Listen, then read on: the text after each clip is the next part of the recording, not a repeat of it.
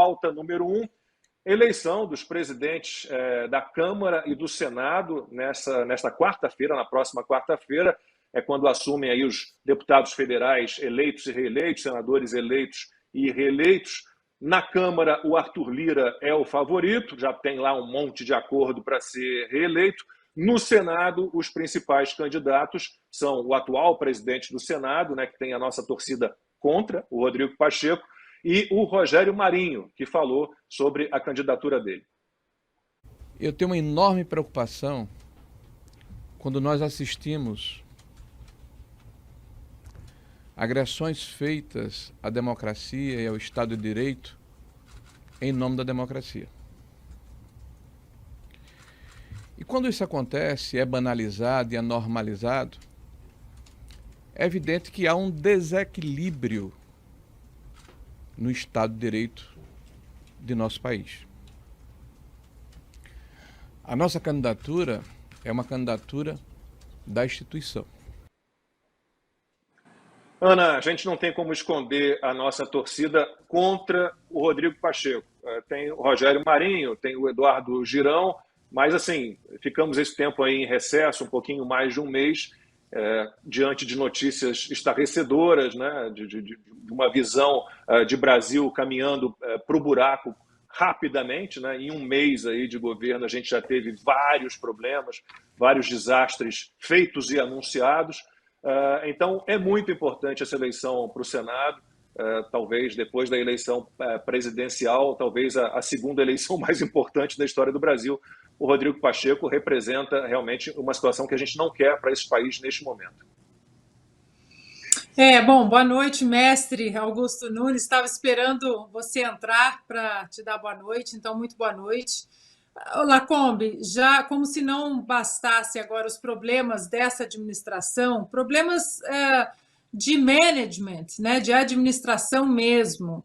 Fernando Haddad como ministro da Economia ou da Fazenda, né, agora, Marina Silva rodando aí o mundo dizendo que o Brasil tem 120 milhões de famintos, ministro da Justiça querendo instaurar o Ministério da Verdade para tirar, né, pacotes da democracia, para tirar postagens em 2 horas, 37 ministérios, né? A máquina, nós desejando e lutando durante 4 anos para que a máquina fosse enxugada, o Estado diminuído, e, no entanto, agora estamos indo para o oposto, 37 ministérios, um monte aí de penduricalhos, como se não bastasse tudo isso, né, em um mês apenas de administração petista.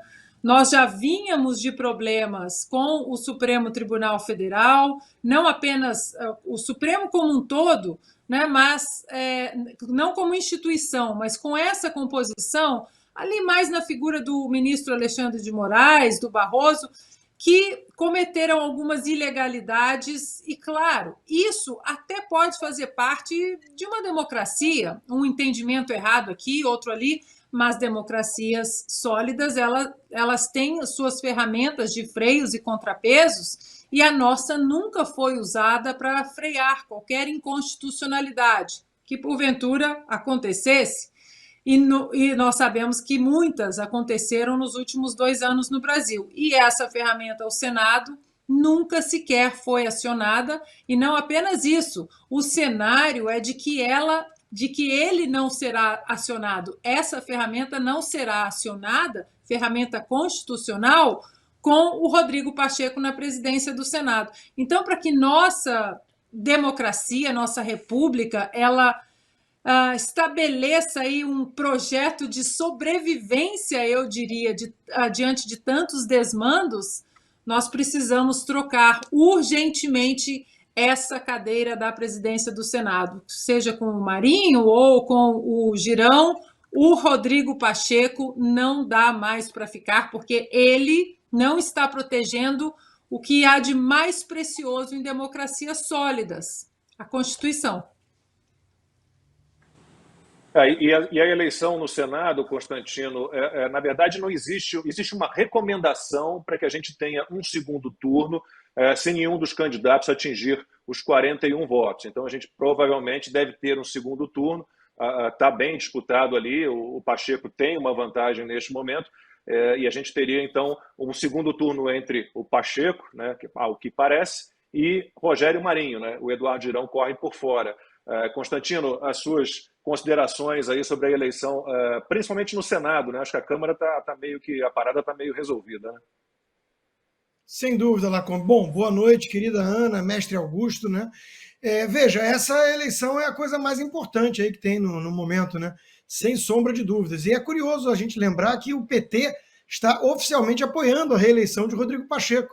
O Rodrigo Pacheco, que votou pelo impeachment de Dilma, que o presidente Lula, e é duro ter que falar isso, né? O presidente Lula chamou de golpista, né? O impeachment, o golpe. O Temer seria golpista. E o Pacheco votou a favor, em nome da OAB, do direito e tudo mais, né? E querem ele de volta no comando. Tem alguns veículos de comunicação dizendo que tem ministro aí do Supremo, principalmente o ministro Alexandre, né, estaria fazendo isso, ligando para senadores. Eu não sei se isso é verdade ou não, mas vamos admitir que seria da maior gravidade, porque é muito claro o artigo da lei que rege a instituição de que não pode ter postura partidária. Então, tudo que está acontecendo no Brasil hoje é muito triste e muito preocupante, né? Porque não remete nada disso a uma democracia sólida, a instituições sólidas, a uma Constituição respeitada, ao império da lei. E o Rodrigo Pacheco é um dos principais responsáveis por isso. Porque, como lembrou muito bem a Ana, o mecanismo de freios e contrapesos idealizado, pensado e arquitetado pelos grandes criadores da democracia republicana, é o Senado que pode impor limites ao abuso de poder quando vem do Poder Judiciário. E o que nós estamos vendo no Brasil hoje é esse instrumento quebrado, né? Então, tudo isso é muito preocupante. O Rogério Marinho, eu quero crer que ninguém vai tentar rotular ele de radical, né? Vai dizer que ele é bolsonarista porque ele foi ministro. Ele foi o grande responsável pela reforma trabalhista do governo Temer. Ele é alguém do diálogo, ele é alguém que respeita a conversa, o contraditório. Ele não é um radical, ele não é um extremista. E ele está vindo justamente com essa bandeira, né? Propor conversa, diálogo, para tentar encontrar soluções dentro das instituições para que o país possa ser pacificado e voltar à normalidade. Rodrigo Pacheco sendo reeleito, a gente sabe que caminha na contramão disso.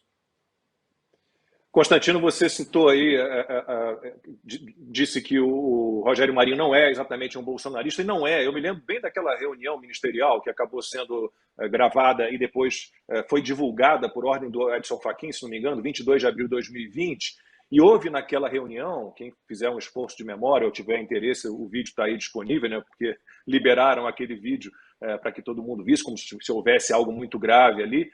E houve um embate naquela reunião entre o Rogério Marinho e o Paulo Guedes, né? Porque o Rogério Marinho era um cara que tinha um pensamento mais estatista, que achava que o Estado tinha que fomentar mais desenvolvimento, mais crescimento, e o Paulo Guedes dizendo não. Eu me lembro nitidamente, eu olhar minhas anotações da época, diga, Constantino.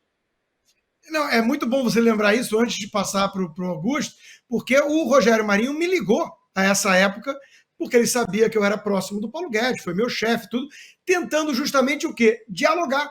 Ele queria entender melhor o ponto do Paulo, queria que eu, obviamente, levasse o argumento dele para o Paulo, né, achando que eu ia ser algum interlocutor, se eu fosse sensibilizado pelos seus argumentos, e ali o ponto de vista dele era o quê? Mais pragmático. Ele achava que era importante o país, naquela circunstância, naquele contexto, né, tocar algumas obras, que o Paulo, por uma questão mais fiscalista, se colocava contrário. Então, é bom lembrar disso, porque mostra exatamente a capacidade de diálogo. E o Rogério Marinho, quando me ligou, ficamos 1 hora no telefone. Ele mesmo falou: Rodrigo, se eu estiver errado, me convença. Né? Vamos tentar conversar, porque os jornalistas estão vazando coisa para criar um clima, né, de intriga, de briga dentro do governo, e não é esse o ponto. Eu acho que todos nós podemos tentar sentar na mesa e conversar para ver o que é melhor para o país. Então, a postura dele ali mostrou para mim que é uma postura aberta. Já tinha mostrado na reforma trabalhista, que é um vespeiro, né? E ele conseguiu ali tocar adiante, inclusive, o fim do imposto sindical, né? Que estão querendo trazer de volta aí. Então, o Rogério Marinho é a pessoa do diálogo, isso é fato. Com certeza, é bem equilibrado e não vai nos deixar reféns aí deste Supremo Tribunal Federal, da maneira que o Rodrigo Pacheco está nos deixando, né? Augusto, e Constantino citou essa notícia aí, que é vamos dar aqui o nome, a gente não conversou com os senadores, não conseguimos descobrir, identificar, não conseguimos que os senadores que teriam sido contactados, recebido telefonemas do Alexandre de Moraes, confirmassem essa história e aceitassem dizer, sim, eu recebi, meu nome é esse. Então, é uma informação do Daniel César, né, do IG, dizendo que Alexandre de Moraes estaria telefonando, fazendo telefonemas para alguns senadores, pedindo voto, fazendo campanha para o Rodrigo Pacheco, não só ele, mas também há informações de que Gilmar Mendes e Ricardo Lewandowski também estariam nessa pegada, Augusto. E a gente lembra que já houve uma interferência, seria um absurdo, se isso fosse confirmado, seria realmente um absurdo, já houve aquela interferência do Barroso, né, liderando ali a turma, na época da comissão especial que analisava a PEC do voto impresso auditável, né? A gente havia essa discussão na comissão especial e, a partir daquela visita do Barroso ao Congresso Nacional, 11 partidos mudaram seus representantes nessa comissão e acabou que a PEC foi reprovada. Então, Augusto, se realmente for confirmada essa história, é mais um grande absurdo, mais um desrespeito à independência e harmonia entre os três poderes, né, e uma interferência política, uma participação política de ministros do STF. A gente espera que isso não seja verdade, Augusto. Também espero que não seja verdade. É sempre complicado a gente comentar alguma notícia que não é uma notícia que tenha a exatidão que os leitores merecem, né? Um senador disse quem? Se o senador não assume o que tem a dizer, não dá para afirmarmos que aconteceu. Então, vamos comentar uma hipótese, né, muito perigosa. Seria uma interferência direta na escolha da direção de outro poder por parte de integrantes de um poder que, como determina a Constituição, deve zelar pela autonomia de cada um e pela não interferência, pelo equilíbrio e harmonia que deve haver entre os poderes. Tomara que não tenha acontecido, que seria um passo perigosamente ousado, mas espero que não se tenha chegado a tanto. Espero que o próprio Senado escolha aí tranquilamente o que deve fazer. Eu não tenho muito a dizer sobre o Arthur Lira, porque ele conseguiu o apoio do PL e do PT, simultaneamente. Ele distribuiu como quis os gabinetes mais procurados, conseguiu oficializar a existência do tal orçamento secreto, que nunca foi secreto, fez concessões aqui e ali, ele vai jogando o jogo do baixo clero, que é amplamente majoritário lá e deve se reeleger. Isso aí sempre acontece na Câmara. A Câmara elegeu até o Severino Cavalcante, né, que estava interessado na diretoria que fura poço da Petrobras. Agora, no Senado a coisa é diferente. A eleição mostrou que o povo, que milhões de eleitores acordaram para a importância do Senado. E tanto que vários candidatos foram eleitos com a promessa de assegurar a soberania do Senado, a independência que o Senado deve ter, para, por exemplo, examinar, votar pedidos de impeachment de algum ministro do Supremo, em vez de engavetá-los. Votar, por exemplo, a proposta que já existe, segundo a qual os ministros teriam mandatos com um prazo fixado. Bom, eu acho agora o seguinte, queria que vocês me ajudassem a entender esse mistério. A oposição vai ter candidato, Rogério Marinho, é um sujeito veterano no Congresso, conhece o Congresso, tá? Ele não se elegeu senador agora, mas é um deputado federal experiente. É de uma família política tradicional do Nordeste, o avô dele era deputado em 68, Djalma Marinho, tudo isso aí. Ele sabe o que fazer. O senador Girão certamente vai tentar provocar um segundo turno, haverá um segundo turno, na minha opinião, e depois eles se juntam em favor do mais votado, que será o Rogério Marinho. Mas eu me pergunto, será que funciona essa ideia de fazer com que o voto seja aberto? O voto é fechado, mas nada impede que os senadores mostrem. É o que quer o senador Girão. No primeiro momento, eu achei bom, mas pensando nos que se elegeram com essa promessa de agir com independência. Mas eu me pergunto, o voto aberto, ele costuma ser exigido por quem sabe que tem maioria, para evitar a traição. Porque, como dizem os deputados, dá uma vontade de trair, né, com voto secreto. O voto secreto favorece a mudança de lado do dissidente que não quer ser identificado. Desta vez, estranhamente, é o candidato que, por enquanto, pelo menos publicamente, parece minoritário, está querendo o voto aberto. Vocês acham que isso ajuda ou não? Comentários rápidos, porque eu estou com essa dúvida. Eu preferia Augusto, que fosse voto aberto, sempre. Todas as votações. Olha, voto aberto para tudo, claro. Tudo. eu vou concordar com o Augusto. Eu acho que dessa vez existe um medo, uma aura de medo tão grande em relação ao STF, e muita gente sabe que essa votação para a presidência do Senado está especificamente atrelada a trazer um processo de impeachment desses ministros que cometem inconstitucionalidades no STF para o plenário do Senado. Nós sabemos, como o Constantino lembrou, houve interferência de ministros do STF na própria discussão do voto auditável no Congresso, e houve aquela aura de medo, né? Porque nós sabemos muito bem que, com foro privilegiado, qualquer processo cai na mesa do Supremo Tribunal Federal.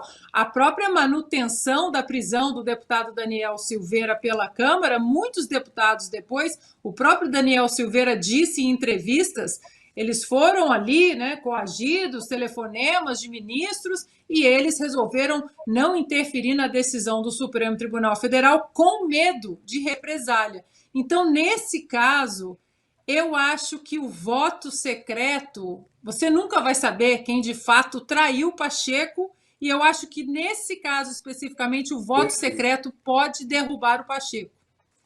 Perfeito. Mas veja, Constantino, a que ponto chegamos, né?